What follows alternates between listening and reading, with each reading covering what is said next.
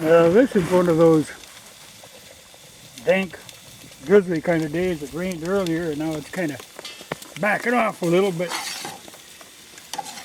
still a little drizzle off and on. But I decided since it was a cool day, I would make spaghetti on the stove out here.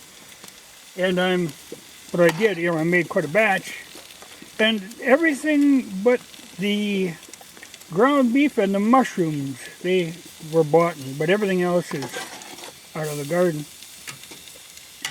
And I make enough so, I'll have a meal and then I'll can up, I'm figuring 4 half pints that I'll use for later, because a half pint is just about right for one person for one meal. But I was going to talk about this kettle. This is one of the old, restaurant type of kettles. I'm sure where it actually came from originally was the local school, and then it ended up in this little cafe. And then this woman I was involved with ended up with the kettle.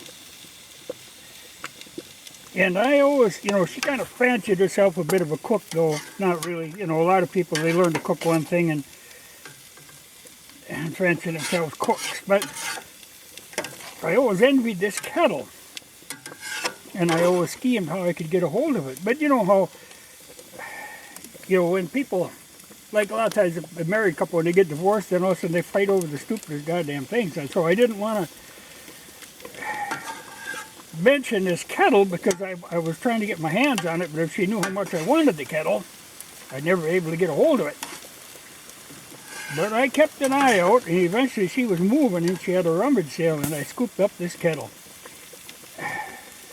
A good kettle is hard to find. Chicks come and go, but a good kettle is hard to find.